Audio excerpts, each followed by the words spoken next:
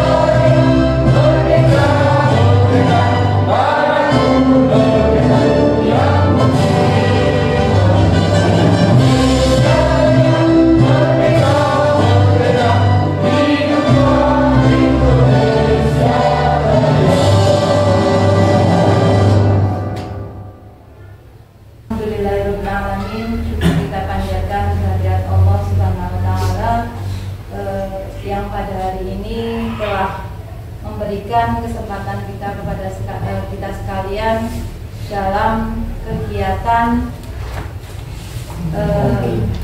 berbagi praktik baik pada hari ini, hari Kamis 15 Agustus 2024. Yang kami hormati Ibu Kepala SMP Negeri 51 Atas Rembang, yang kami hormati Bapak Ibu guru serta karyawan SMP Negeri 51 Atas Rembang. Marilah syukur kita panjatkan kehadirat Allah Subhanahu wa taala yang telah memberikan berbagai kenikmatan kepada kita sekalian, diantaranya yaitu nikmat sehat, nikmat sempat, sehingga pada hari ini kita bisa berkumpul di sini dalam kegiatan berbagi praktik baik. Salawat serta salam tidak lupa tercurah limpahkan kepada junjungan kita Nabi Agung Muhammad SAW yang senantiasa kita nantikan syafaatnya di yaumul kiamat. Amin. Bapak Ibu yang kami hormati, sebelum kita memasuki kegiatan pada hari ini, akan saya bacakan susunan acaranya. Acara yang pertama yaitu pembukaan, acara yang kedua sambutan kepala sekolah, acara yang ketiga yaitu acara inti, yaitu diseminasi atau berbagi praktik baik dengan materi budaya positif. Acara yang keempat doa penutup. Acara yang kelima penutupan. Demikian susunan acara pada hari ini. Semoga dengan pembacaan basmalah ini nanti acara dapat berjalan dengan lancar sampai akhir. Amin. Meningkat acara yang kedua yaitu sambutan dari kepala sekolah. Kepada yang terhormat Ibu Siti Muhammad SPD.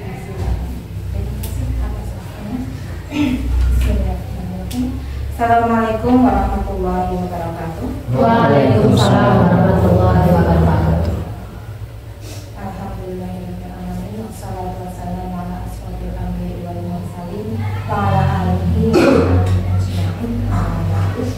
Bapak Ibu guru karyawan SMP Negeri 5 Sabah Palembang yang saya hormati, alhamdulillah puji syukur marilah kita memberikan kehadirat Allah Subhanahu wa taala yang telah melimpahkan kepada kita semua berbagai kenikmatan, ya, terutama kenikmatan kesehatan, kesempatan, sehingga pada saat hari ini kita bisa berkumpul dalam kegiatan komunitas belajar kita, si Bagus Masar Sinau bareng guru SMP Negeri 5 Satu Atap Rembang.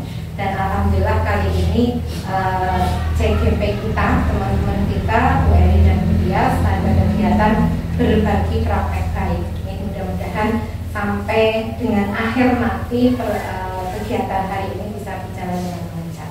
Dan ini patut kita syukuri terus, ya, harus kita selalu bersyukur kepada Allah Subhanahu wa Ta'ala. Salawat dan salam semoga senantiasa tercurah kepada junjungan kita Nabi besar Muhammad beserta keluarganya, sahabatnya, dan mudah-mudahan juga mengalir kepada kita semua sebagai pengikutnya yang insya Allah mudah-mudahan tetap istiqomah untuk menjalankan aturan-aturannya dan juga menjauhi segala larangannya, sehingga yang kita harapkan nanti kita semua sebagai umatnya Nabi Muhammad itu bisa mendapatkan syafaat atau pertolongannya di yaumil akhir nanti. Amin. Bapak Ibu guru SMP Negeri 5 Satu Atap Rembang yang saya hormati, wabil khusus kepada Bu Eri dan Bu Tias sebagai calon guru penggerak, saya mengucapkan terima kasih sekali atas kehadiran Bapak Ibu guru semua, dan juga wabil khusus kepada CGP berdua. Terima kasih sekali karena akan menyajikan suatu berbagi praktek baik tentang budaya positif. Mudah-mudahan dengan acara ini berbagi praktik baiknya Bu Eri dan Bu Tias nanti bisa ditiru semua atau diterapkan oleh teman-teman semua pada kegiatan pembelajaran atau pada kegiatan kita di sekolah ini. Dan mudah-mudahan, dan saya yakin bahwa kegiatan hari ini adalah sangat bermanfaat bagi kita semua. Kemudian saya juga mengucapkan terima kasih kepada teman-teman ini yang sudah sampai hari ini, sampai siang ini setengah 2 masih tetap semangat nih Bapak Ibu. Semangat insya Allah nih, mudah-mudahan tetap semangat, nanti walaupun sampai melewati jam 2 tidak apa-apa. Nah, kita ikuti ya apa yang akan materi yang akan diberikan oleh Bu Tias dan Bu Eri nantinya. Jadi Bapak Ibu yang saya hormati, ini adalah kombel kita yang perdana ya, yang perdana itu kita mulai di tanggal 15 Agustus dengan kombel si Bagus Masar yang dulu kita sudah dulu sudah pernah dicanangkan ya untuk akan terus kita jalankan. Insya Allah kita akan jalankan nanti 2 minggu sekali ya, 2 minggu sekali. Mudah-mudahan ini kan tidak hanya nanti yang mengisi itu dari CGP, tetapi juga dari teman-teman semua ya ini. Jadi bergantian ya, selalu bergantian. Misalnya ada berbagi praktek baik dari Pak Febri pada saat ada proses pembelajaran yang yang menyenangkan misalnya, itu nanti disampaikan ke teman-teman dari Sukses, dari Pak Kris dan sebagainya. Jadi di kegiatan kombel ini insya Allah sangat sangat bermanfaat bagi teman-teman semua ya, karena di sini nanti kita bisa sharing, bisa berbagi praktik baik ya, kemudian bisa juga berdiskusi permasalahan pembelajaran ya, kemudian bisa nanti kita saling bantu menyusun rencana pembelajaran, bisa melakukan refleksi ya, refleksi dan evaluasi.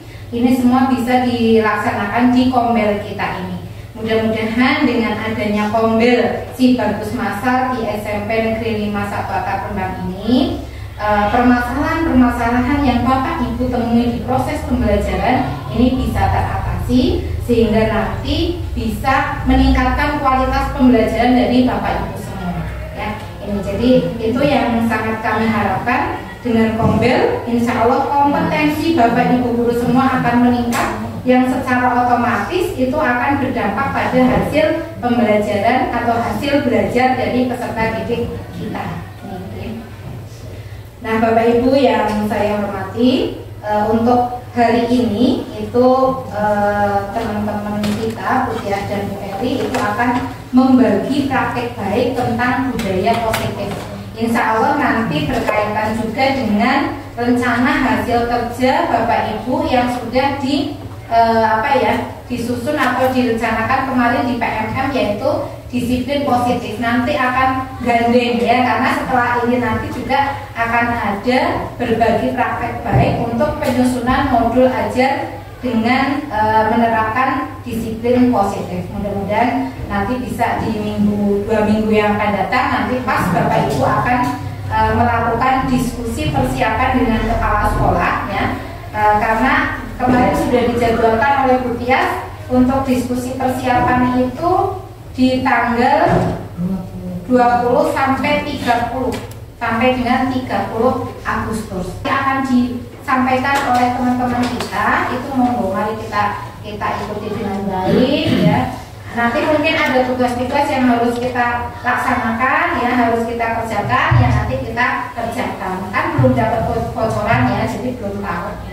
Jadi nanti mungkin nggak tahu, saya juga tidak tahu mau diapain kita itu ya. Jadi mari kita ikuti dengan serius. Insya Allah apa yang akan disampaikan itu banyak sekali manfaatnya untuk kita semua, untuk meningkatkan kompetensi Bapak Ibu sebagai tenaga pendidik. Kiranya itu yang bisa saya sampaikan pada sambutan hari ini. Tidak saya panjang kata karena waktu sudah menunjukkan setengah detik. Terima kasih atas perhatian Bapak Ibu semua. Mohon maaf atas segala kurangnya. Terima kasih. Assalamualaikum warahmatullahi wabarakatuh. Waalaikumsalam warahmatullahi wabarakatuh. Yaitu acara inti, yaitu diseminasi atau berbagi praktik baik dengan materi budaya positif yang akan disampaikan oleh CGP berdua. Ya, kami silakan. Seperti biasa Bapak Ibu, sebelum saya memulai izinkan saya berpantun terlebih dahulu. Ben jadi tidak ngantuk. Apa mungkin ada yang ingin memberikan pantun sebelum saya mulai? Mungkin Pak Ito ingin menyumbang pantun dulu? Belum. Oke. Bu Imah dan Bu Asri pergi ke Manganti. Tidak lupa membeli ikan pari. Selamat datang di Kombel Perdana hari ini. Terima kasih untuk Bapak Ibu semuanya hari ini. Assalamualaikum warahmatullahi wabarakatuh.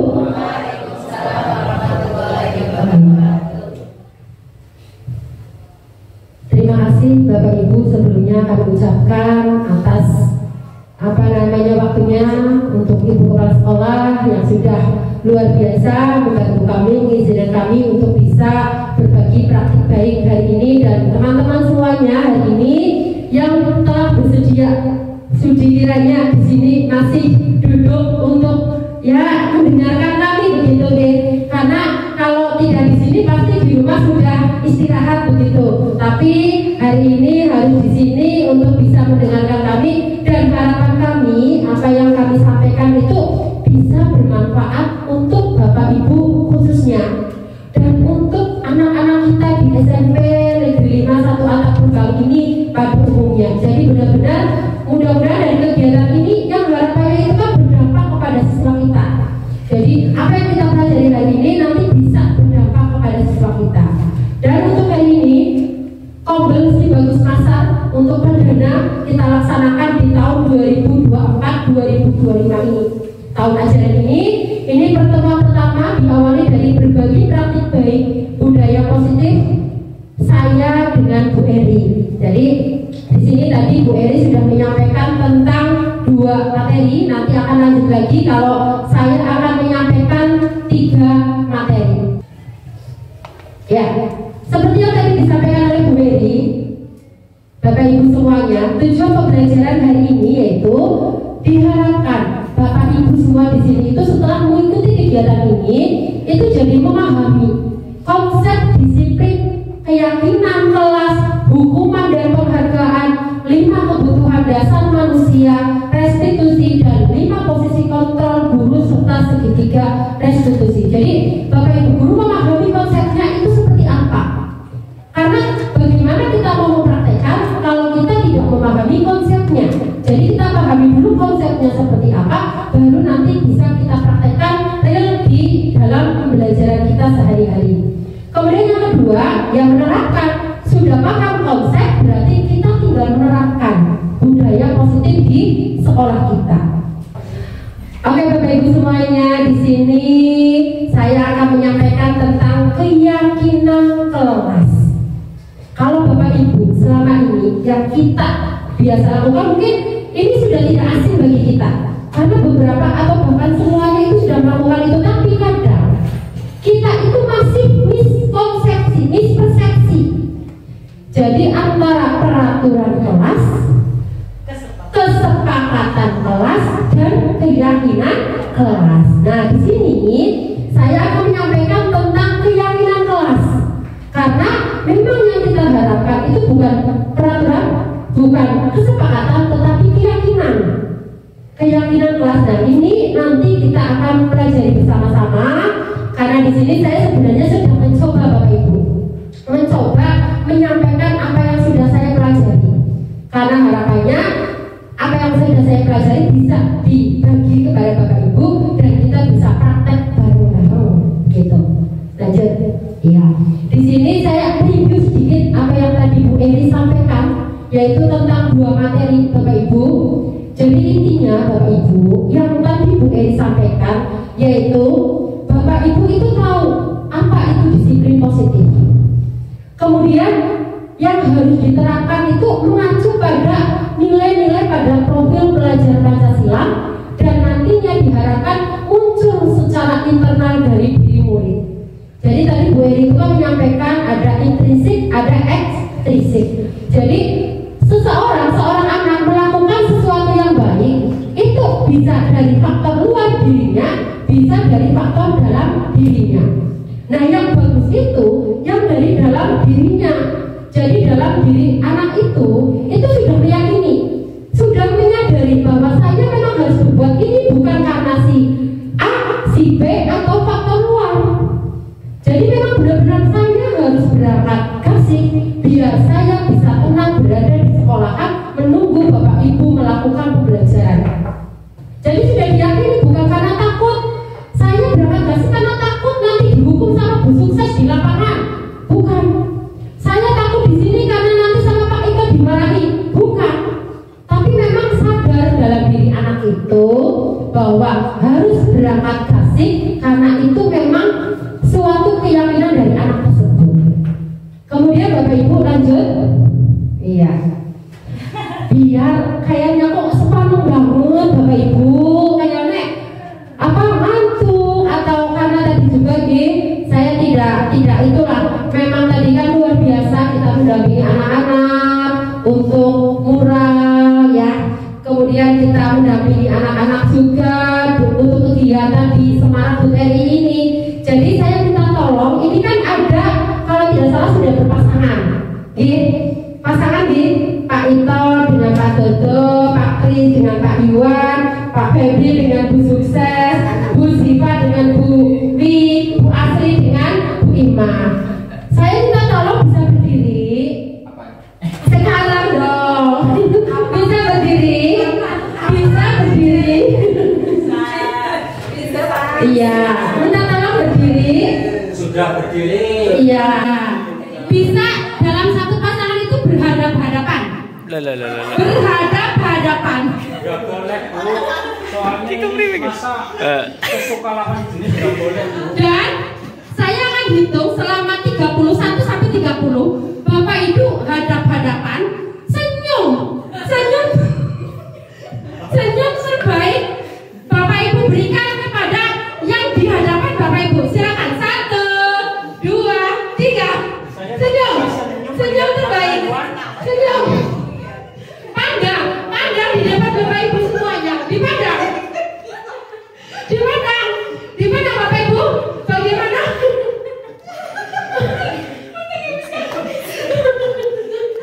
Oke, terima kasih semuanya Bapak Ibu. Lumayan jadi tersenyum kan? Iya, jadi tertawa, tersenyum. Karena apa namanya, ternyata ekspresi teman kita ketika tersenyum seperti itu. Begitu gitu Bapak Ibu. Kita lanjut ke yang selanjutnya. Tadi saya sudah menyampaikan tentang peraturan kelas. Ada kesepakatan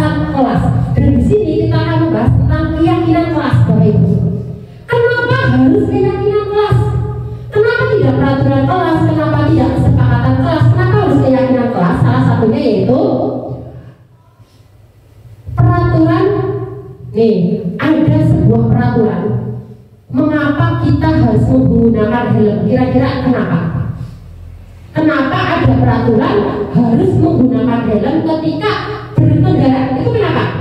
Dari polisi. Untuk apa? Untuk apa? Untuk keselamatan. Berarti yakin ketika kita menggunakan helm kita bisa selamat, Bapak Ibu? Ya begitu? Iya. Jadi untuk keselamatan. Kemudian yang selanjutnya, mengapa kita memiliki peraturan 3M, menggunakan masker, mencuci tangan dan menjaga jarak 1,5? Apalagi kemarin ketika COVID. Kenapa harus ada aturan itu? Ada aturan itu? Mengapa harus ada aturan itu? Menjaga kesehatan. Kita yakin dengan kita menggunakan masker, kita yakin dengan kita menjaga jarak, mencuci tangan, kita akan menjaga kesehatan kita dari, apalagi kemarin ketika COVID itu, berarti dari tertularnya atau tersebarnya virus COVID. Kita punya keyakinan. Kemudian selanjutnya, mengapa kita memiliki peraturan harus datang tepat waktu pada saat mengikuti pelatihan? Contoh kemarin ketika seminar misal Pak Dodo harus datang tepat waktu. Pasti kenapa harus seperti itu? Biar bagaimana? Biar tidak ketinggalan. Kita punya keyakinan itu. Coba sandingkan. Kalau tadi Pak Febri menyampaikan tidak memakai helm karena takut dihajar polisi, berarti itu peraturan, Bapak Ibu. Iya kan? Itu peraturan. Bapak Ibu tidak memakai helm karena takut pada polisi, berarti di sini di Wanogara tidak ada polisi. Saya nggak akan pakai helm. Kan nggak ada polisi, nggak akan pakai helm karena bukan timbul dari diri. Tapi bayangkan kalau Bapak Ibu aturan helm itu sudah melekat pada diri Bapak Ibu, sudah yakin diyakini saya harus memakai helm untuk keselamatan saya, maka sejauh apapun, sedekat apapun ketika Bapak Ibu menggunakan sepeda motor, maka Bapak Ibu harus menggunakan helm. Bisa dipahami Bapak Ibu bedanya keyakinan dan peraturan. Jadi kalau peraturan itu tadi kita takut akan sanksi, jadi tidak itu hati kita bahwa ternyata di sebuah apa yang sudah ada di sini itu bisa mengena di hati kita, bisa membawa kita pada tadi keselamatan, kesehatan. Dan ketika kita datang seminar tepat waktu, pelatihan tepat waktu, maka apa yang disampaikan di sana kita tidak ketinggalan. Kita juga tidak malu, kata Bu Sukses tadi. Kalau terlambat nanti malu. Terus tadi apalagi kalau telat, biar pulangnya bersih. Karena nanti kalau mundur, ya jadwal sudah tersusun, akhirnya selesainya mundur. Tapi kalau diyakini dalam diri kita bahwa kita harus tepat waktu, maka yang kita akan meyakini itu bukan karena sebuah keterpaksaan. Jadi bukan hanya dari siswa saja muncul motivasi intrinsik, tapi juga dari dalam diri kita sebagai Bapak Ibu guru. Dan mohon maaf ya Bapak Ibu, bukan bermaksud menggurui. Lanjut Bu Eri. Jadi di sini kenapa harus keyakinan kelas? Kenapa bukan kesepakatan? Kenapa bukan peraturan? Karena akan berbeda dampaknya kepada murid-murid kita Bapak Ibu. Selanjutnya di sini keyakinan kelas, pengertiannya adalah nilai-nilai kebajikan atau prinsip-prinsip universal yang disepakati bersama secara universal, lepas dari latar belakang suku, negara, bahasa maupun agama. Jadi keyakinan kelas itu nilai-nilai yang tadi disampaikan oleh Bu Eri. Kalau profil pelajar Pancasila itu ada 6, apa saja Bapak Ibu? 1. Beriman dan bertakwa pada Tuhan yang esa dan berakhlak mulia, berkebijakan global, gotong royong, mandiri, kreatif dan bernalar kritis. Bisa satu kali lagi? Bersama-sama di Bapak Ibu. Yang semangat Bapak Ibu. Iya, biar kita sore-sore sampai di sini ya setidaknya walaupun ada bio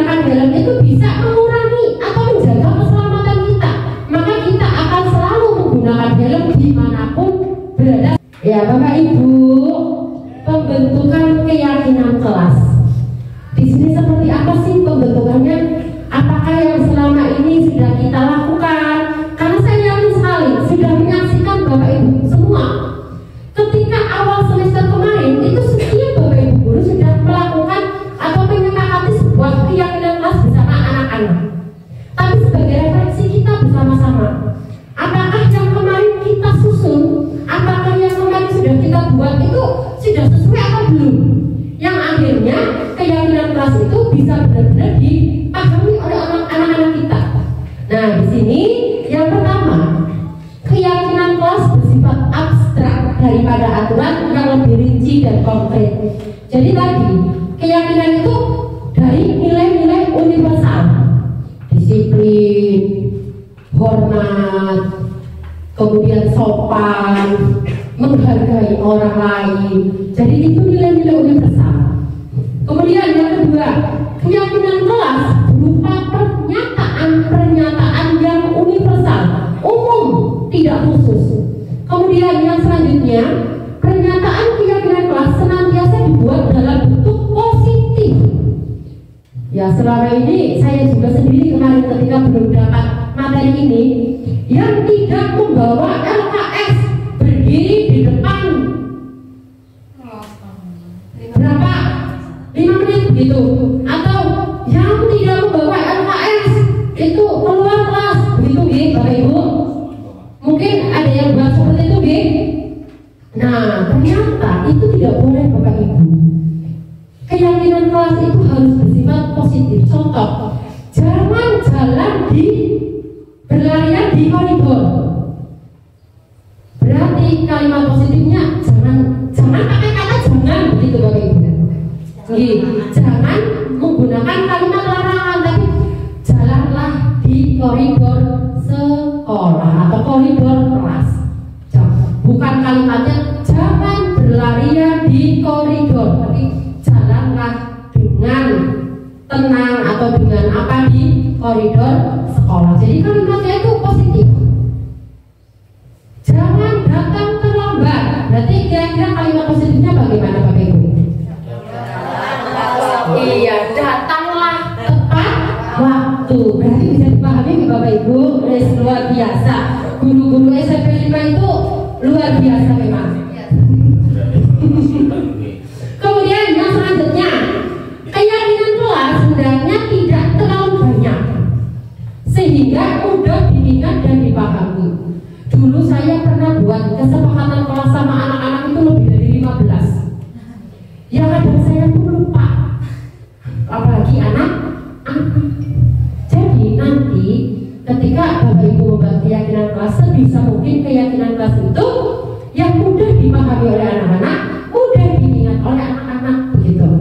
Dan yang selanjutnya, semua warga kelas sebaiknya ikut berkontribusi dalam membuat kegiatan kelas lewat curah pendapat.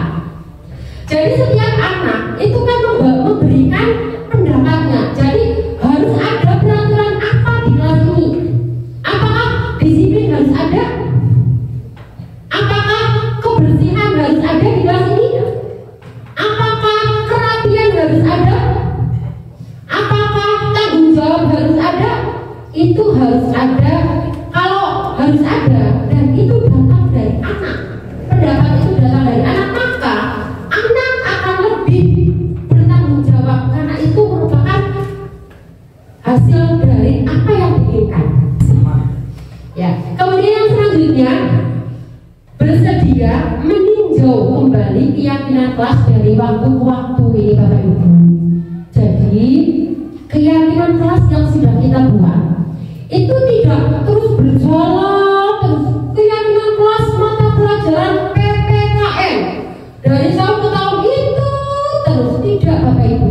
Tapi setidaknya itu kita update, kita ganti, kita review, bisa per semester, bisa per tahun ajaran, atau bisa malah setiap pertemuan ada tambahan atau ada sesuatu yang disepakati lagi.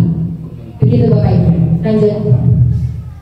Nah, di sini prosedur pembuatan keyakinan kelas. Lanjut nih Bapak Ibu. Pak Febri, aku ngantuk nih. Prosedur pembuatan keyakinan kelas Bapak Ibu. Di sini ada prosedurnya. Jadi ada tata urutannya. Bagaimana agar keyakinan kelas yang kita buat itu bisa benar-benar menjadi sebuah keyakinan kelas yang bisa dilakukan bersama-sama di kelas. Yang pertama, mempersilakan warga sekolah atau murid-murid di sekolah kelas untuk berjuang pendapat tentang peraturan yang perlu disepakati di kelasnya tadi yang saya sampaikan, bahwa setiap anak harus berkontribusi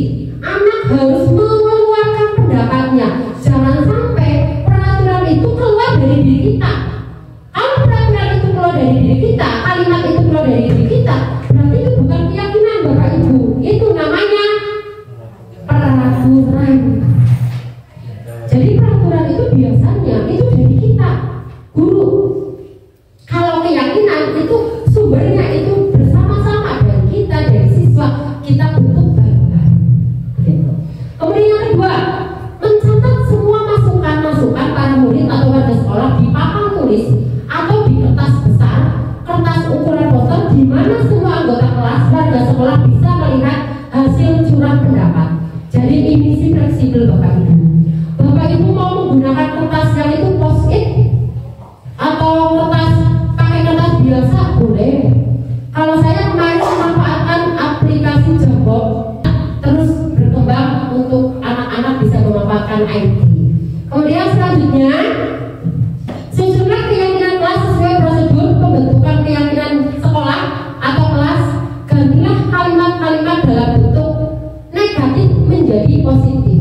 Tadi, jangan datang terlambat, berarti diganti datanglah tepat waktu. Jangan membuang sampah sembarangan, berarti buanglah sampah pada tempatnya. Jangan merokok. Jangan merokok. Merokok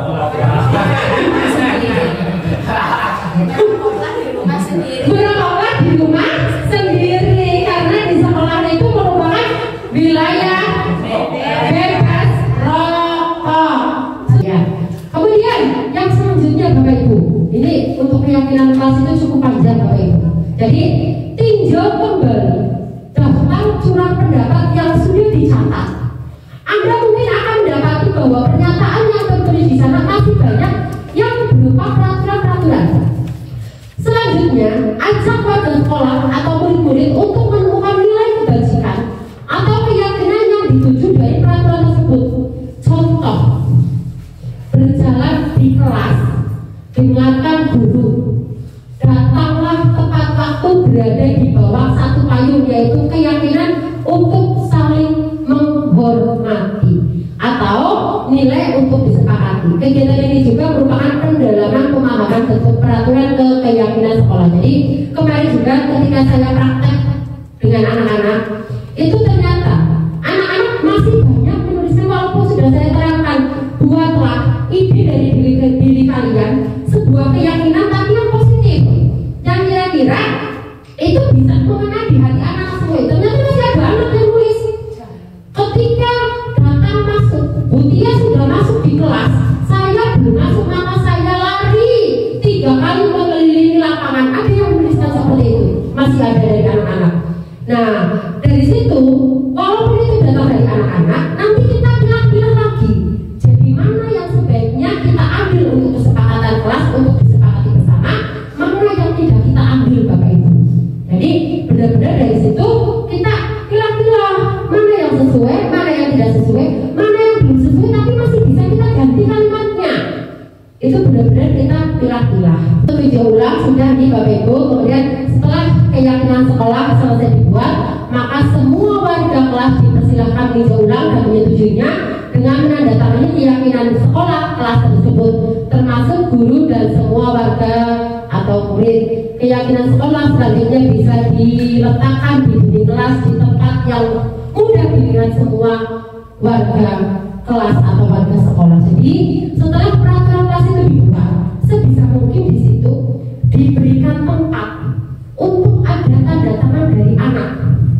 Atau kalau saya itu kemarin cap jempol, jadi saya pakai tinta, anak itu cap jempol, jadi cap. Jadi itu bukti dari anak-anak yang sudah memberikan suaranya untuk keyakinan kelas. Nah, nanti hasil dari situ itu dipajang di kelas. Jadi nanti anak akan ingat, oh ini pelajaran PPKN.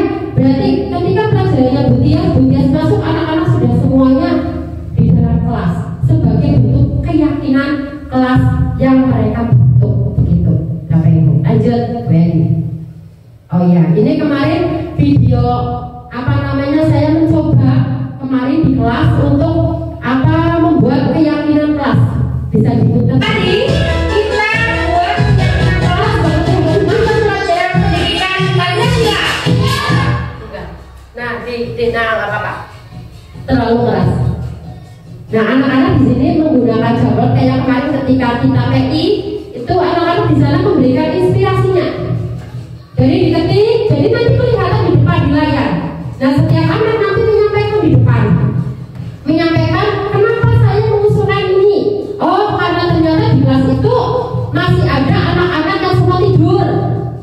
Jadi di situ harus ada nilai menghargai guru begitu. Jadi ketika anak punya keyakinan menghargai guru, anak tidak akan tidur di dalam kelas begitu. Itu contoh. Kemudian lanjut. Nah di sini kemarin menghasilkan ini Bapak Ibu. Jadi apa namanya, kami meyakini bahwa sangat penting hadir tepat waktu. Kami meyakini apabila kami melaksanakan piket kelas, maka kelas akan bersih dan nyaman.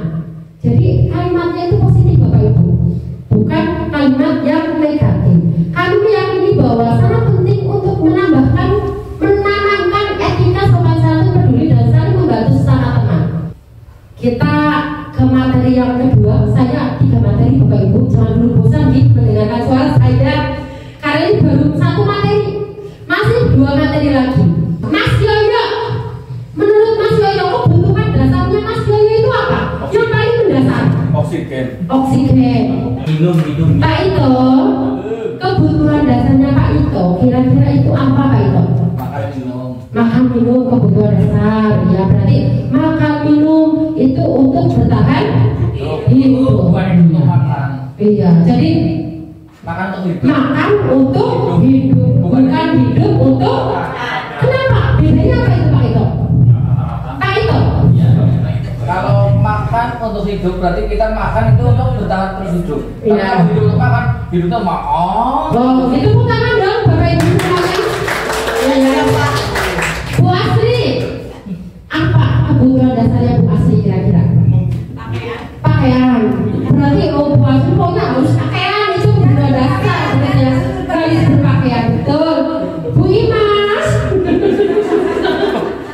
Bu Imas, kira-kira Bu Imas kebutuhan dasarnya apa Bu Imas? Udara tadi deh. Udah. Apalagi Bu? Kira-kira Bu? Pengen desain. Oh, kita ingin desain ternyata oleh siapa? Oleh kita tentunya Bapak Ibu. Semuanya deh. Iya jadi. Varitas sayang. Iya. Kata Bu Ima itu kebutuhan dasar manusia itu ingin disayang. Kalau Bu Siva, kebutuhan dasarnya apa Bu Siva? Apa Bu Siva kebutuhan dasarnya Bu Siva? Apakah sama dengan Bu Ima? Sebuah kasih sayang. Bagaimana? Oh jalan-jalan ternyata. Kebutuhan dasar manusia itu jalan-jalan. Berarti kalau jalan-jalan itu kan sebuah kesenangan ya. Iya, karena ketika jalan-jalan berarti mendapatkan kesenangan. Kalau sukses ini. Oh jalan-jalan sendiri nggak senang. Berarti otomatis harus ada gandengannya begitu ya. Terus saja gandengan. Ya kalau sukses apa itu? Apa kebutuhan dasarnya? Keluarga. Jadi harus ada keluarga. Kasih sayang berarti ya otomatis kan dari keluarga kita mendapatkan kasih sayang. Jadi sebenarnya Bapak Ibu, apa yang disampaikan Bapak Ibu tidak salah, betul semuanya. Tetapi kita rangkum menjadi 5. Jadi ada 5 kebutuhan dasar manusia. Ya, yang pertama bertahan hidup. Tadi yang disampaikan Pak Ito, hidup untuk makan untuk hidup. Jadi makan itu untuk bertahan hidup. Iya, kebutuhan manusia yang pertama adalah bertahan hidup. Yang kedua, nah dari Bu Ima ini sama Bu Siva ya tadi ya, mendapat kasih sayang atau rasa diterima. Jadi kepingin pada dasarnya apalagi perempuan itu kebutuhan dasarnya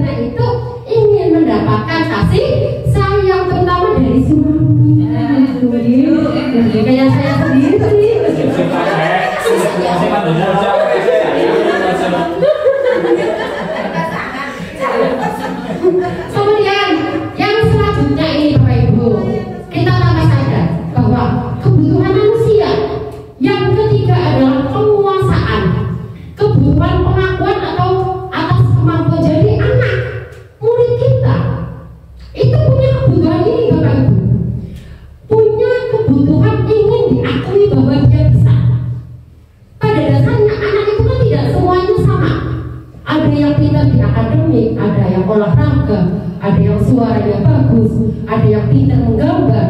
Nah, yang dipuji, yang diakui hanya yang akademinya bagus, kasihan.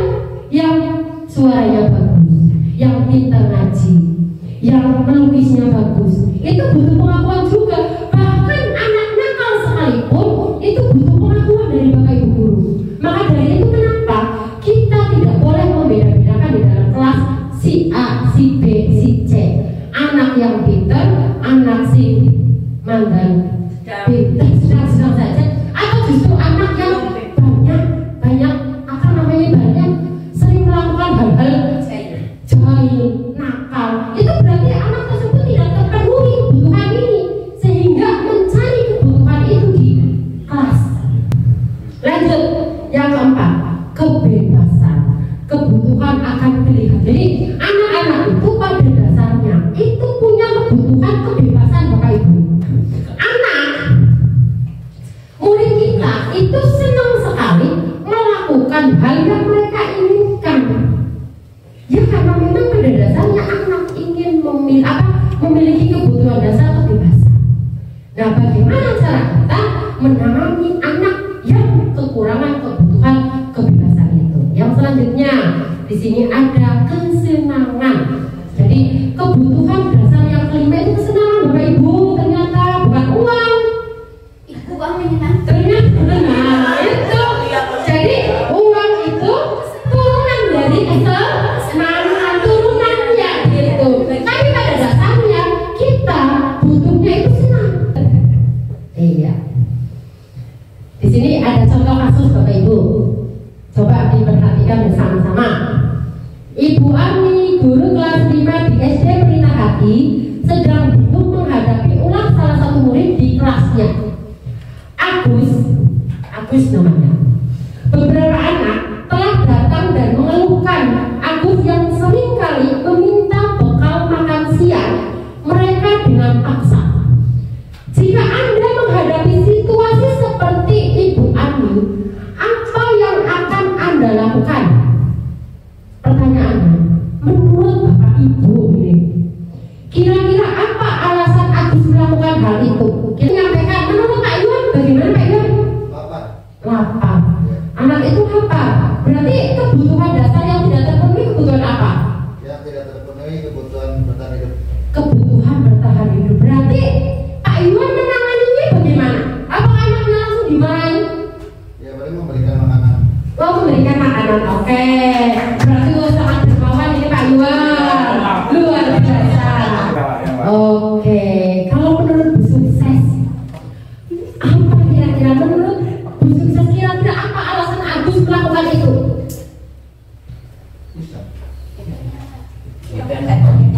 Kurang perhatian dari siapa? Dari orang tua. Oh iya, orang tua tidak kasih bekal, berarti kurang memperhatikan Agus. Berarti kalau Bu Sukses menemui kasus itu di kelas, apa yang akan Bu Sukses lakukan? Kasih pengarahan. Diperhatikan. Kita kasih pengarahan. Kita panggil Agusnya, kita perhatikan supaya berperilaku positif. Gitu. Oke. Terima kasih, tepuk tangan dong. Ya. Kemudian Bu Asri, mungkin di sini Bu Asri. Menurut Bu Asri, Iseng apa ya? iseng, sering sekali meminta. Itu berarti iseng. Dia ini mendapatkan apa berarti? Namanya suka iseng, kesenangan. Berarti kesenangan ya. Iya. Berarti kalau Bu Asri menemui kasus seperti itu di kelas, Ya, biar harapannya dinasehati. Mungkin untuk senang untuk diri si Agus itu, tetapi untuk yang lain kan belum tentu menjadi hal yang menyenangkan seperti itu. Senang datang oke, tepuk tangan dong. Iya, luar biasa memang guru SMP 5. Jadi ternyata dari satu kasus itu bisa dianalisis menjadi beberapa alasan. Dari tadi Pak Yoyo katanya kurang kasih sayang. Dari Pak Yuan tadi apa jawabannya Pak Yuan? Lapar, bertahan hidup, kebutuhan bertahan hidup. Dari Bu Sukses juga kasih sayang, tapi kalau Bu Sukses itu kasih sayang dari orang tua, karena orang tua tidak memberikan bekal. Kalau Bu Asri ternyata tadi katanya iseng, jadi anaknya iseng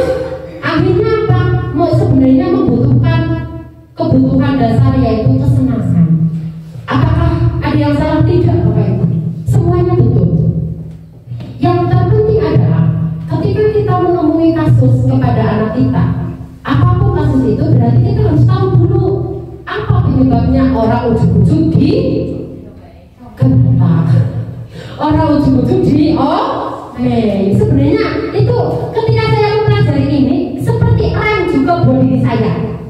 Jadi kayak ya Allah, saya kok sudah belajar ini kok saya masih suaranya keras ke anak. Jadi kayak refleksi untuk diri saya, oh saya tidak boleh seperti itu ketika menangani anak. Ternyata ketika saya menangani anak dengan suara yang keras tanpa mengetahui, tanpa mencari tahu penyebabnya, ternyata ada efek yang panjang untuk anak-anak. Iya, sekarang kita main kuis ya. Jadi Bapak Ibu nanti begini ya. Kami datang untuk hadir dan bersemangat. Kami datang untuk hadir dan bersemangat. Kami datang untuk hadir, hadir untuk datang. Kami datang untuk hadir dan bersemangat. Oke, bersama-sama. 1, 2, 3. Kami datang untuk hadir dan bersemangat. Kami datang untuk hadir dan bersemangat. Kami datang untuk hadir, hadir untuk datang. Kami datang untuk hadir dan bersemangat. Tepuk tangan semuanya. Kita kuis yuk. Iya. Soal pertama. Ibu, kejar aku karena ibu guru sayang aku. Berarti yang mana ini? Cinta kasih sayang. Coba betul nggak Bu Eri? Nah, betul. Tepuk tangan dong. Oh yang mau jawab tunjuk jari aja ya. Mau bareng-bareng tunjuk jari rebutan. Bareng-bareng ya. Iya. Aku hebat kan? Bisa bikin ibu guru kejar aku. Apa?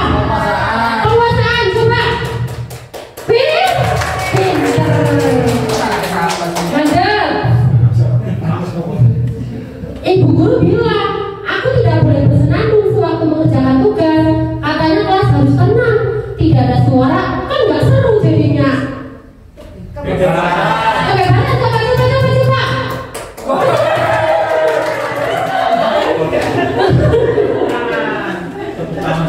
Kesenangan ternyata Kak Febri.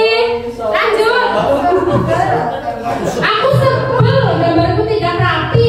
Malah ibu guru nunjukin ke teman-temanku di depan kelas. Apa dulu? Penguasaan, coba. Cek. Pintar ternyata memang guru-guru di SMP 5. Satu lagi coba. Satu lagi ini. Aku bosen masa belajarnya cuma gitu-gitu aja. Dengerin ibu guru aja. Bebas.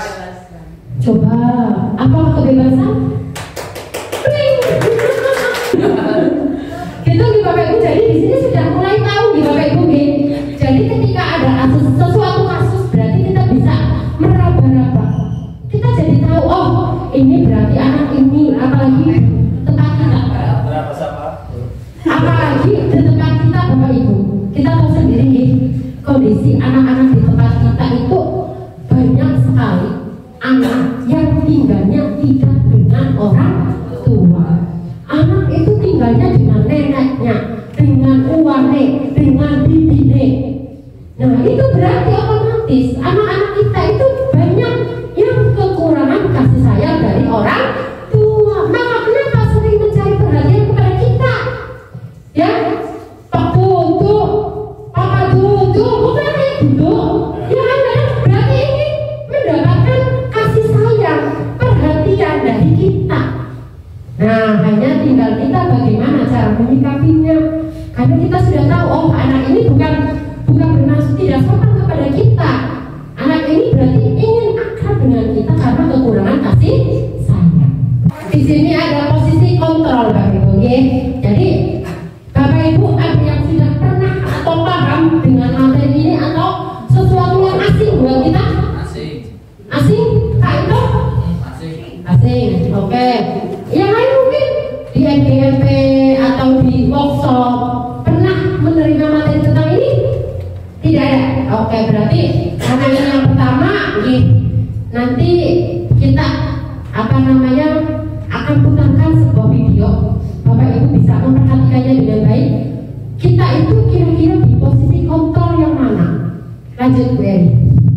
bisa dibukakan.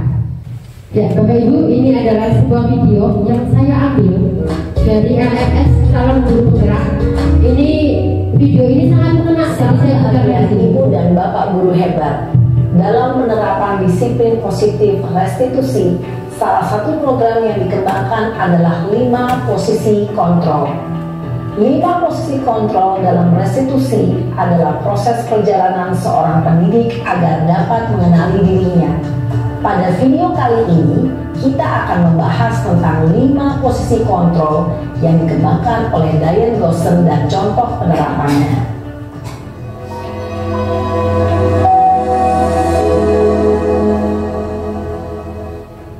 Lima posisi kontrol itu adalah 1. Posisi penghukum, 2. Posisi pembuat merasa bersalah, 3. Posisi teman, 4. Posisi pemantau atau monitor, dan 5. Posisi manajer. Untuk lebih memahami kelima posisi tersebut, mari kita saksikan kasus Naren yang terlambat hadir 20 menit di sekolah dan melihat bagaimana kelima posisi kontrol dalam menghadapi masalah tersebut.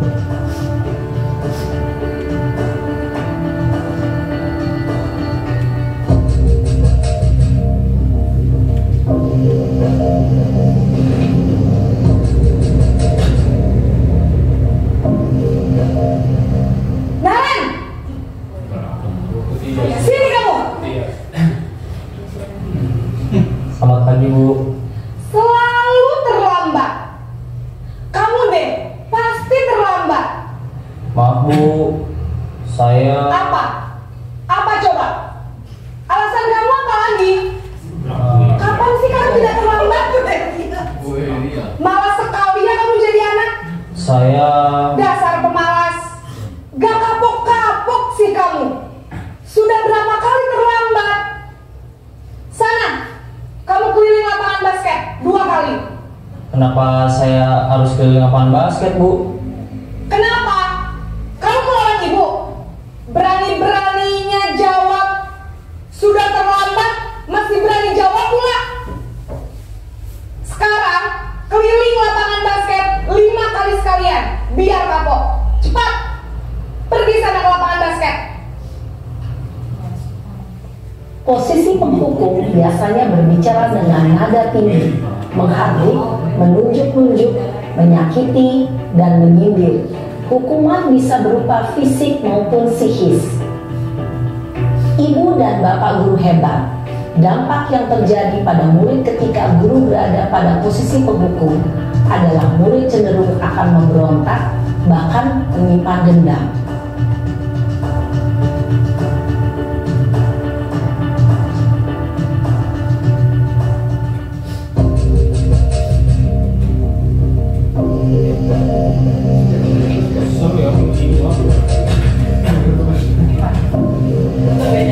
Ini, Naren.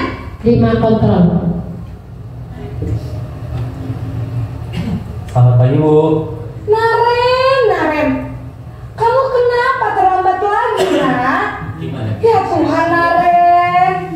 Kamu senang ya bikin ibu susah ya? Kalau kamu terlambat lagi, nanti ibu yang ditegur bapak kepala sekolah, nak. Disangka ibu tidak bisa membina kamu. Duh, gimana ini? Maaf, Bu. Duh, Gusti Naren. Kamu suka ya kalau ibu ditegur bapak kepala sekolah? Terus, sekarang ibu harus tulis apa yang di buku absen? Ini kamu sudah sering terlambat loh. Ibu harus apa coba? Maaf, Bu. Maaf sekali. Ya sudah, lain kali jangan bikin ibu susah lagi ya, nak ya. Ibu tidak akan kuat lagi kalau kamu begini terus. Bisa jantungan kalau ibu ditegur bapak kepala sekolah. Sana cepat ke kelas. Maaf ya, Bu. Maaf sekali. Posisi pembuat rasa bersalah berbicara dengan nada tenang, cenderung lembut. Namun kata-kata yang diutarakan membuat murid merasa menjadi orang yang gagal. memandang buruk dirinya sendiri, merasa tidak berharga, dan tidak sanggup membahagiakan orang lain. Ketika guru mengambil posisi pembuat rasa bersalah, murid akan menganggap dirinya yang bersalah dan ia akan menyimpan emosi negatif tersebut di dalam dirinya.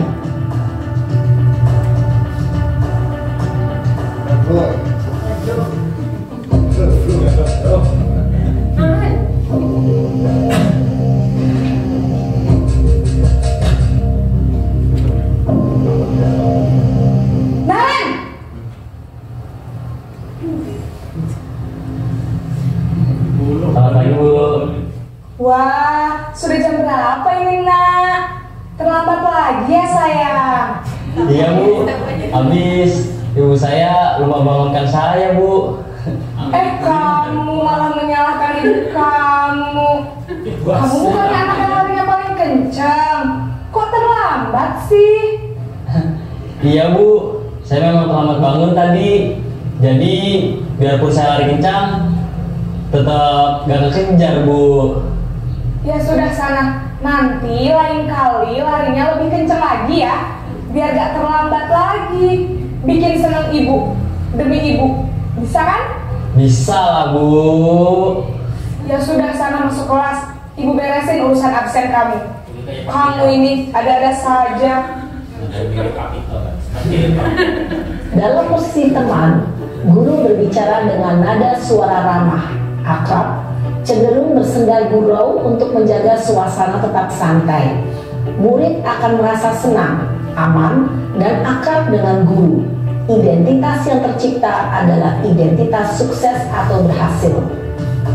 Namun, perlu diingat, karena ini masih dorongan eksternal, maka ada faktor ketergantungan dari murid kepada orang tertentu. Di sini, guru absennya, sehingga di lain waktu, murid bisa berperilaku baik, namun hanya kepada orang-orang tertentu saja.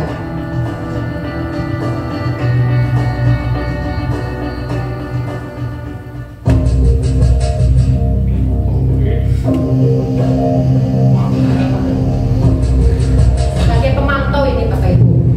Sebagai pemantau. Naren!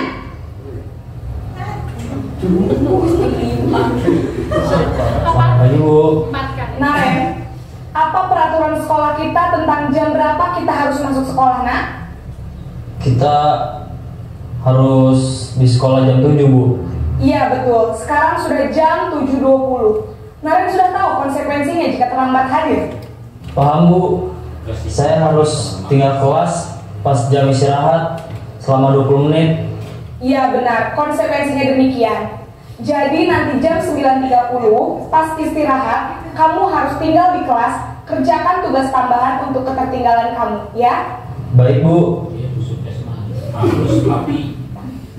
Posisi pemantau mengandalkan penghitungan atau data untuk mengontrol murid. Jadi tahu mengarahkan murid berdasarkan peraturan dan konsekuensi.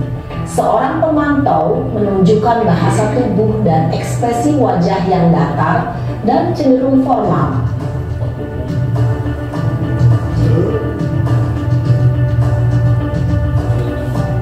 yang terakhir posisi manajer.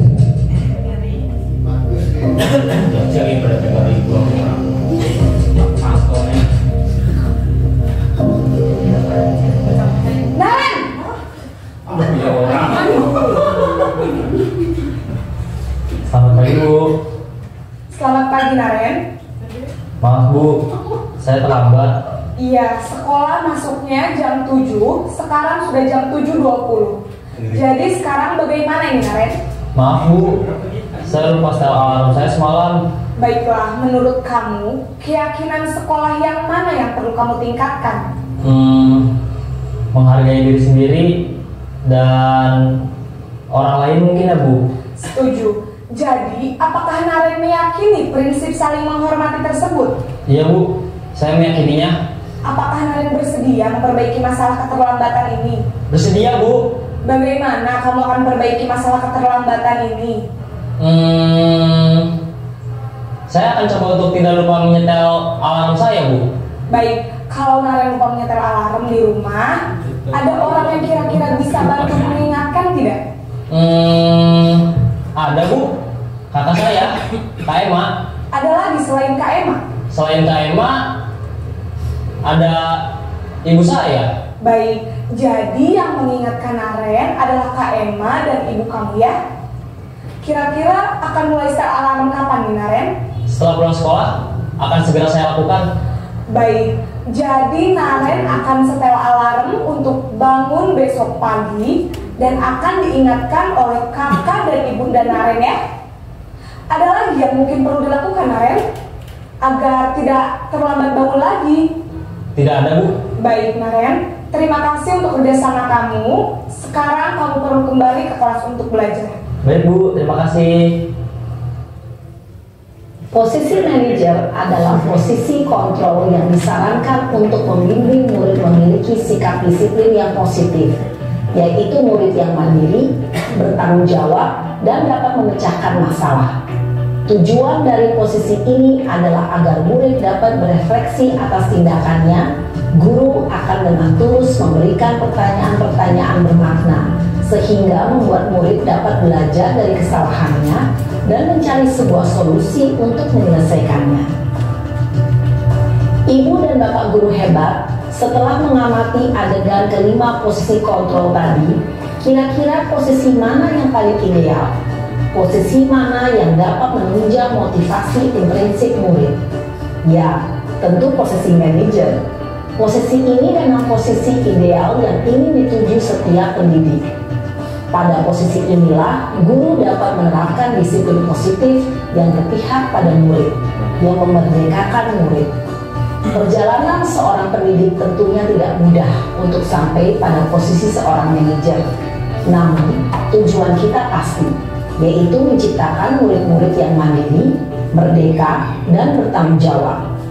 Semoga penggambaran 5 posisi kontrol yang telah diperlihatkan ini dapat menjadi ajang refleksi bagi kita semua, agar dapat terus mengasah dan menerapkan disiplin positif yang memerdekakan murid.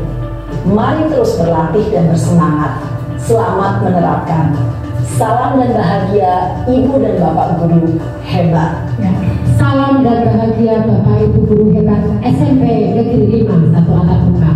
Ya, tadi kira-kira di posisi mana kita, Bapak Ibu semuanya? Satu. Posisi 1. Ternyata yakin kan kita masih di posisi 1? Yakin.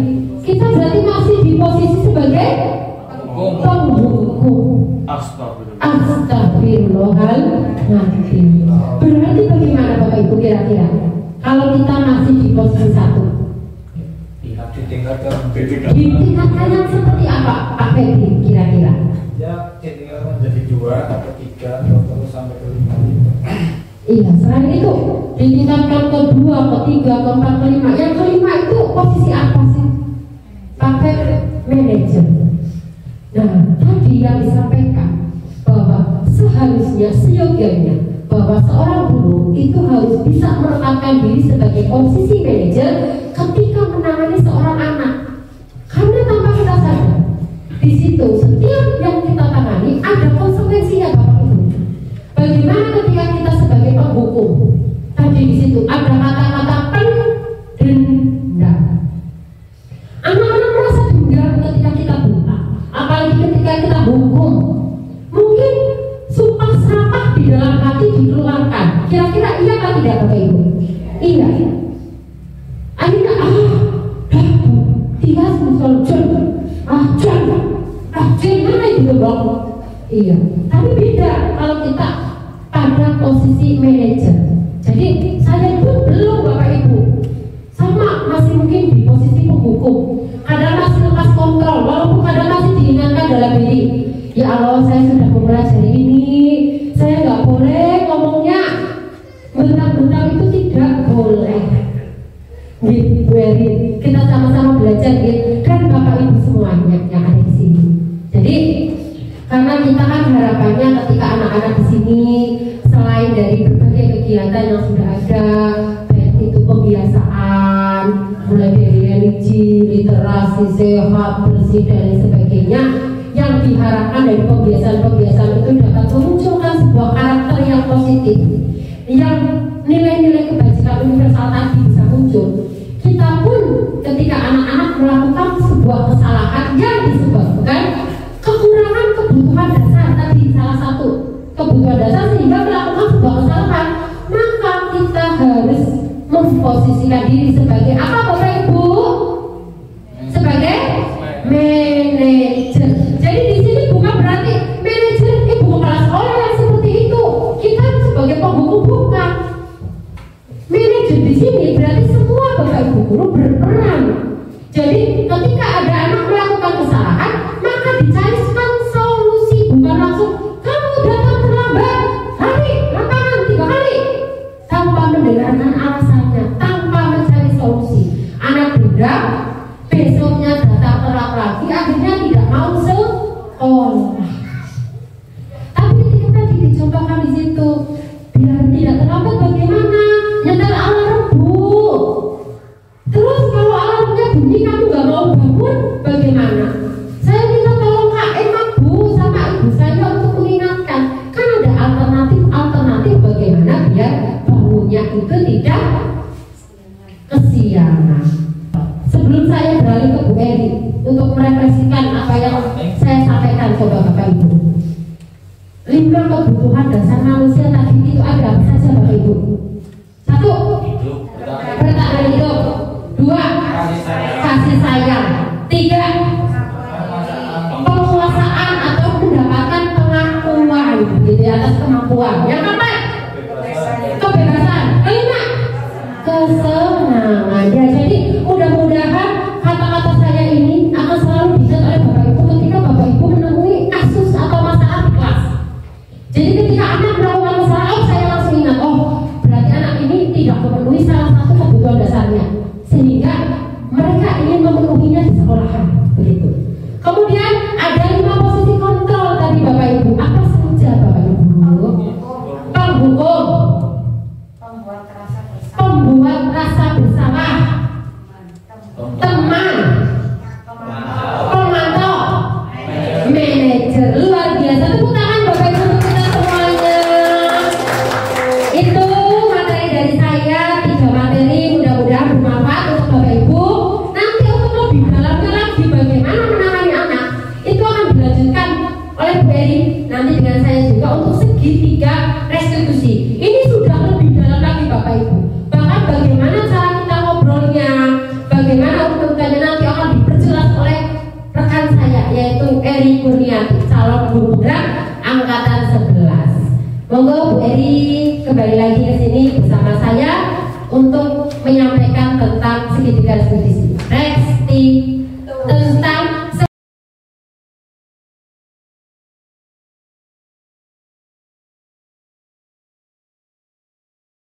Oke, sekarang saatnya kita praktek. Oke, kita praktek bagaimana. Oh, praktek itu dulu, ini dulu dibagikan ya. Bukan, apa ini dulu kok? Nih, saya bagikan sebuah kasus ya, monggo. Jadi ada sebuah kasus yang sudah ada di depan Bapak Ibu semuanya di situ.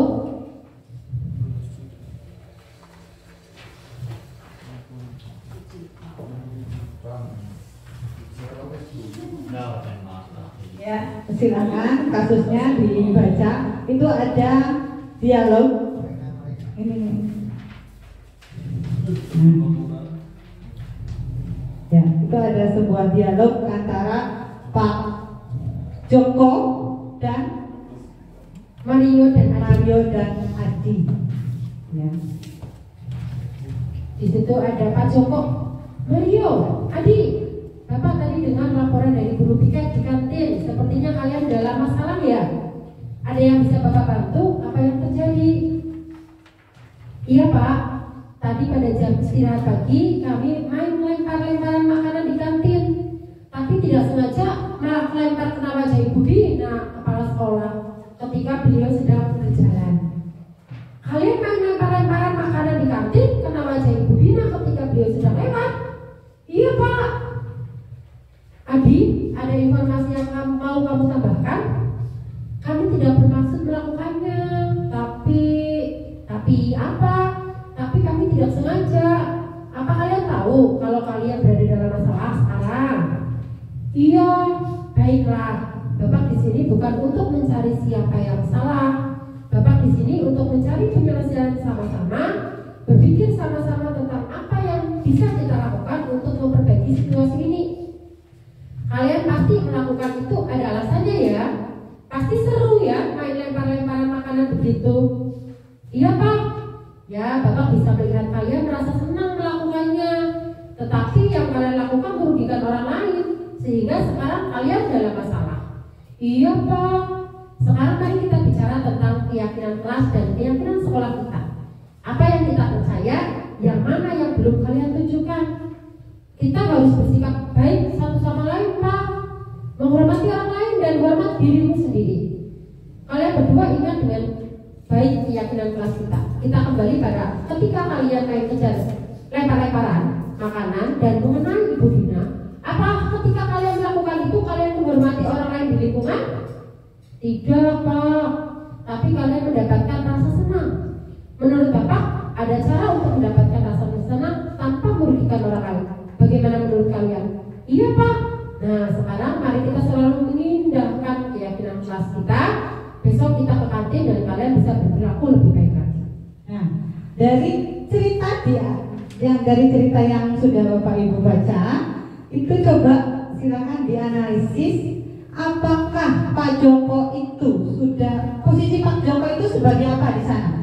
Ada yang silakan posisi, dari ingat 5 posisi kontrol tadi, posisi Pak Joko sebagai apa? Sebagai apa kira-kira? Coba kira-kira. Sebagai manajer. Kalau sebagai manajer berarti sudah melakukan segitiga restitusi. Apa saja tadi segitiga restitusi? Yang menstabilkan identitas. Yang kedua, validasi tindakan yang salah. Yang ketiga, menanyakan keyakinan. Nah, dari dialog di sana, silakan Bapak Ibu analisis dialog mana saja yang termasuk ke dalam menstabilkan identitas, memvalidasi tindakan yang salah dan menanyakan keyakinan. Kira-kira yang mana saja? Validasi. Coba yang menstabilkan identitas. Ada yang bisa menyampaikan dialog yang ini? Misalnya Pak Joko lagi menyampaikan dialog yang mana? Kira-kira yang mana Bapak Ibu? Baiklah Bapak di sini bukan Pak Joko. Baiklah Bapak di sini bukan untuk mencari siapa yang salah. Bapak di sini untuk mencari penyelesaian sama-sama, berpikir sama-sama tentang apa yang bisa kita lakukan untuk memperbaiki situasi ini.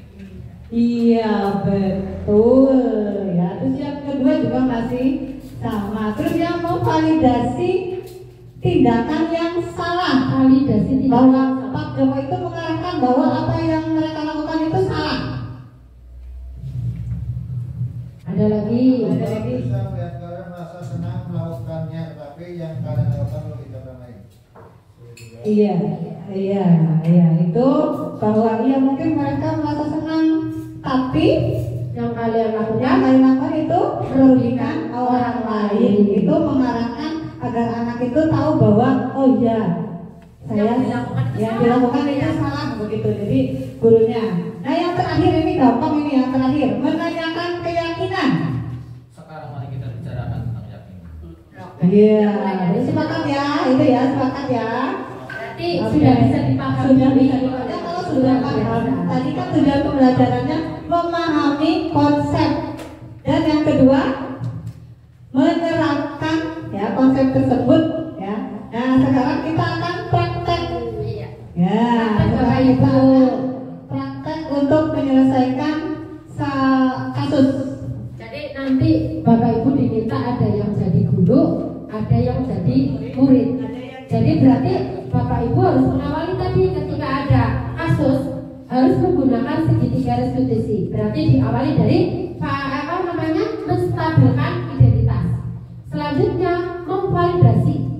Kemudian yang selanjutnya menanyakan keyakinan kelas. Jadi silakan nanti ini dibagi Bu Eri. praktik bareng-bareng, Mas Dodo bisa bantu untuk yang sedang mempraktikkan di video. Satu-satu aja yang jadi guru, ada yang jadi murid. Monggo, berarti disepakati mau siapa yang jadi guru dan yang jadi murid. Murid ini kasusnya sama, tapi di sana untuk yang guru itu berarti ceritanya versinya guru. Iya. Yang murid versinya murid. Muridnya di siapa kelompok ini? Satu. Muridnya di siapa? Muridnya Oke, berarti murid. Siapa ya? Murid. Dengan kasus jadi menjadi guru. Guru apa murid? Silakan kasusnya dibaca dulu. Pak Kris di situ sebagai murid, Pak Iwan sebagai guru. Nah, berarti Pak Febri sebagai observer. Di sini Bu Susa sebagai observer, Bu Siva sebagai murid, Bu Wiyanti sebagai guru. Silakan. Di situ ada kasus, gambaran kasus. Dipraktekkan Bu Wi seperti guru sedang menyelesaikan masalah dengan Bu Siva yang sudah melanggar keyakinan. Oh ya, ya, siap. Ya, ayo. Tepuk tangan untuk Pak Ita dan Pak Yoyo. Ini adalah Pak Guru sama murid, ya memang muridnya sih. Mas Ali, Bapak tadi dengar-dengar kamu membuat teman kamu yang bernama Amira nangis. Itu kenapa bisa membuat Amira menangis? Ya sebenarnya sih nggak apa-apa, cuma tadi kan saya bercanda. Pas saya lihat apa hasil ujian ulangannya Amira ternyata cuma 60 dan saya alhamdulillah dapat 90, jadi saya merasa sangat senang, jadi saya langsung kegirangan gitu Pak. Berarti kamu mengejek Amira ya? Ya enggak Pak, dia cuma ya Pak, ya mungkin Amira cuma berperasaan saja Pak. Ya kan cuma senang, boleh saya dapat 90, Amira cuma dapat 60 gitu Pak. Apakah kamu membuat Amira menangis itu bukan suatu masalah di kelas? Ya mungkin ya karena saya sangat senangnya, jadi mungkin Amira juga merasa sangat sedih, jadi Amira tersinggung jadi nangis Pak. Baiklah, Bapak di sini bukan mencari mana yang baik dan mana yang benar, ya. Berpikir sama-sama tentang kita lakukan untuk memperbaiki kejadian yang tadi ya Mas Ali. Ya, kamu melakukan hal seperti itu ada alasannya apa tidak coba? Itu alasan saya karena saya sangat senang ya, karena dapat saya 90 dan bisa melebihi dari Amira Pak. Itu Pak. Oh ya, Bapak bisa melihat mungkin tidak bermaksud untuk mengejek ya, ya. Tapi hal tadi itu dapat merugikan orang lain atau menyinggung perasaan ya, sehingga tadi Amira itu menangis ya.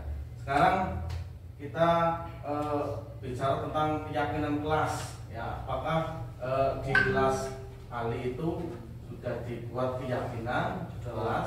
Sudah. Karena sudah dibikin keyakinan kelas, apakah kejadian tadi itu sudah melanggar keyakinan kelas yang ada di kelas Ali atau tidak? Itu tidak sengaja saya melanggar keyakinan yang ada di kelas kami Pak. Jadi Ali sudah melanggar keyakinan kelas ya. Ya Pak. Kemudian langkah apa untuk Mas Ali untuk memperbaiki kesalahan tadi? Coba. Ya, saya akan segera minta maaf dengan Amira Pak. Karena mungkin dengan saya tidak, meskipun saya tidak sengaja, karena saking senangnya langsung membuat Amira nangis, jadi terbawa perasaan nangis Pak. Nah, berarti nanti minta maaf ya ke Amira ya.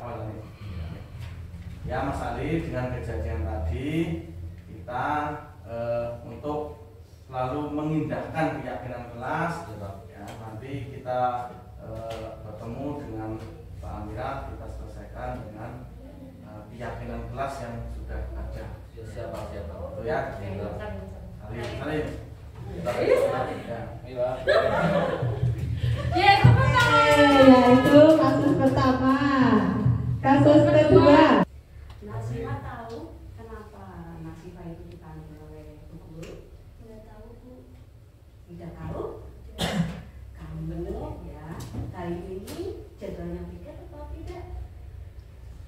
Bu, sekarang dari apa? Lupa, sudah dibuat dari lama, saya lupa. Maaf Bu, saya lupa. Sekarang dari Kamis, itu jadwalnya Kamis. Siapa yang mau? Nah, Kamis setelah keluar dari rapat, untuk melihat hanya 2 anak yang berbicara. Sedangkan kami itu melihat di absen sifat perangkat. Ya, malah pergi ke kantin. Melakukan apa di kantin? Beli jajan Bu, lapar. Oh, beli jajan, nggak apa-apa ya, lapar ya. Karena lapar jadi beli jajan ya. Iya Bu. Terus hari ini tiket tapi tidak melaksanakan tiket, itu bagaimana? Saya minta maaf Bu, nanti habis ini saya berikan. Oh, iya. Tidak apa-apa ya. Nanti ini kan kamu sudah tahu kesalahannya jadinya. Kesalahannya apa? Sekarang jadwal tiket saya, tapi saya malah pergi ke kantin. Iya. Bagaimana dengan teman-teman kamu? Pasti mereka sama saya. Iya. Teman-teman kamu untuk mengerjakan tiket itu merasa keberatan, ya. Jadi nanti karena kamu sudah tahu kesalahannya, ya, solusinya coba apa? Setelah ini saya akan mengerjakan tiket dan untuk hari-hari selanjutnya saya tidak akan melakukannya lagi.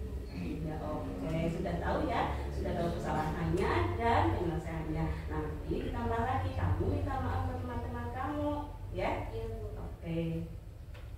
Tepuk tangan. Iya, ini luar biasa. Bagaimana? Iya. Oke, tadi berarti ini kan ada observer kita. Kira-kira di situ. Untuk observasi dari kegiatan tadi, yaitu yang pertama membuka percakapan dengan ramah. Sudah dilakukan untuk membuka percakapan, menggali cerita dari sudut pandang murid. Murid juga sudah menyampaikan tentang pendapatnya kenapa dia melakukan itu, menggali alasan murid dalam melakukan tindakan tersebut sudah dilakukan. Kemudian menggunakan tahapan pertama dari segi 3 restitusi, yaitu menstabilkan identitas, juga sudah dilakukan. Menggunakan tahapan kedua dari segi 3 restitusi, validasi tindakan yang salah, juga sudah dilakukan oleh guru tersebut. Menggunakan tahapan ketiga dari segi 3 restitusi, menanyakan keyakinan, ini yang lupa belum tersampaikan untuk berarti baru 2 tahapan yang dilakukan oleh Bu Guru. Oke. Untuk menawarkan restitusi pada murid itu juga sudah. Iya, betul. Dari tindakan restitusi yang diusulkan murid juga sudah. Terima kasih. Oh ya, luar biasa untuk kelompok 1, kelompok 2, kelompok 3. Untuk kelompok kita ya Bu Eri, ternyata teman-teman kita itu sudah langsung tahu seperti apa memperagakan. Iya, segitiga restitusi. Jadi sudah tahu, tadi sudah praktek jadi guru, jadi murid, sudah tahu tahapan-tahapannya. Iya. Dan semoga ya nanti ketika ada kasus di sekolah kita terkait dengan anak, pastinya kedepannya akan banyak sekali ya kasus yang kita tangani. Semoga kita bisa menyelesaikan kasus dengan segitiga restitusi, ya, dengan posisi kontrol sebagai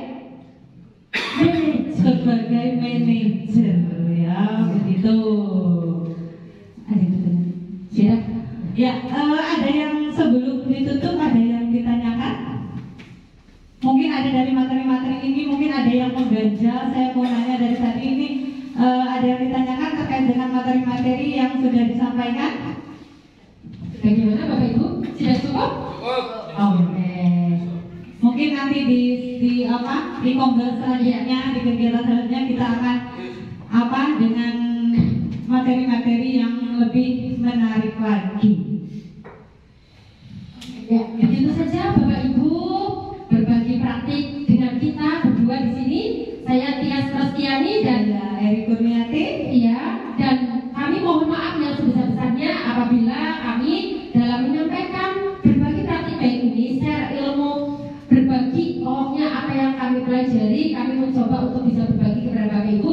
Ternyata ada banyak kekurangan di situ, kami mohon maaf yang sebesar-besarnya.